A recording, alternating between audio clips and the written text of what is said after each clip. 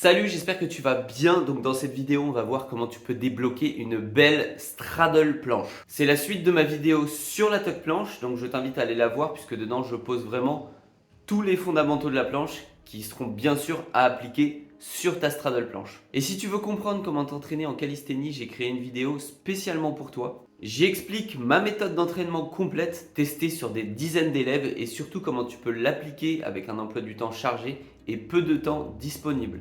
Donc si tu veux voir comment ça se passe, tu cliques sur le premier lien dans la description.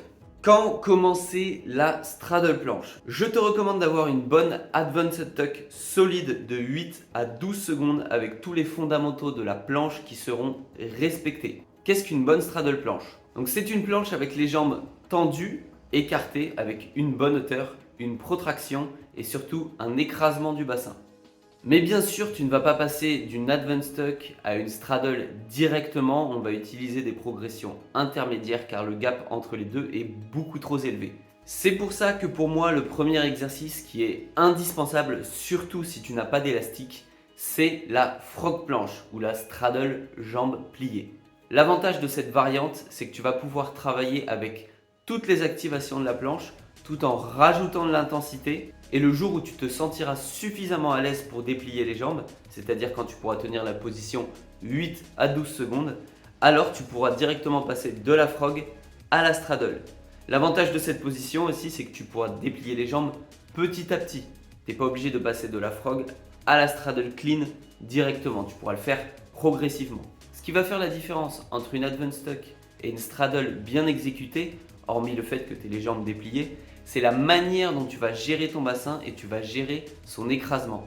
Si tes lombaires sont trop engagés et que tu les surcontractes, ce qui va se passer, c'est que ça va lever ton bassin et dégrader ta ligne et tu vas te retrouver en straddle portefeuille. Si au contraire tu manques de gainage, en fait tes jambes vont tomber et c'est ta structure qui va s'effondrer. Exercice 2, les négatives. Les négatives sont un excellent exercice pour gagner en force sur ta straddle, mais c'est en même temps l'exercice le plus technique. Pour effectuer une bonne négative, tu dois faire une élévation des épaules, engager ta protraction, puis lean vers l'avant suffisamment pour réceptionner proprement le mouvement. Il y a deux gros pièges sur la négative, et les deux sont liés à la hauteur. Soit tu bloques la hauteur trop tôt et tu ne te laisses pas lean, et dans ce cas-là, tes jambes vont tout simplement tomber et retenir la négative va te paraître impossible, surtout si tu n'as pas réussi à transférer le poids vers l'avant de ta main.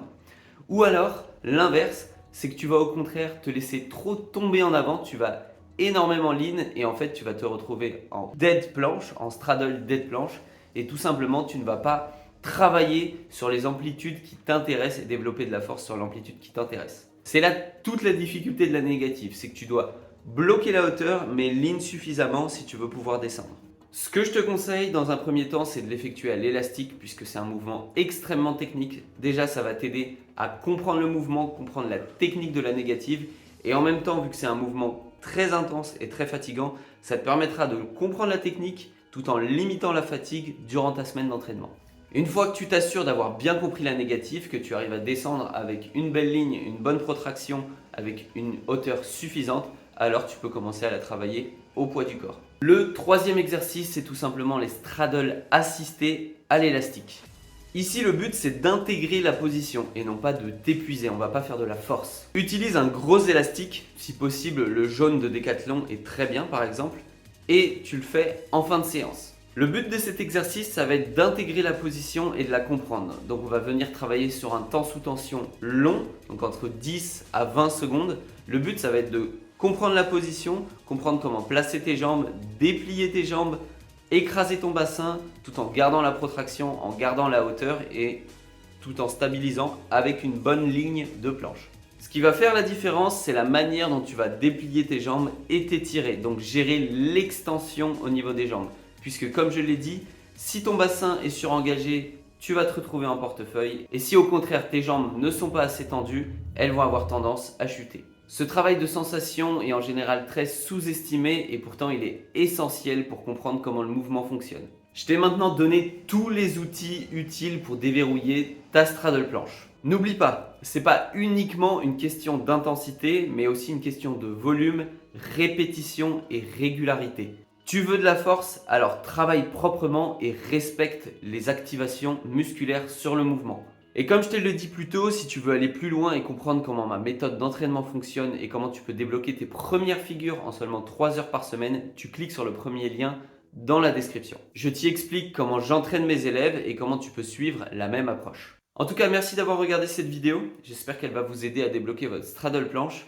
Si jamais vous avez la moindre question, bien sûr, vous les posez en commentaire ou vous pouvez m'envoyer un message sur Instagram. N'hésitez pas, si vous voulez soutenir la chaîne, à vous abonner et à mettre un petit pouce sur la vidéo. Tchou!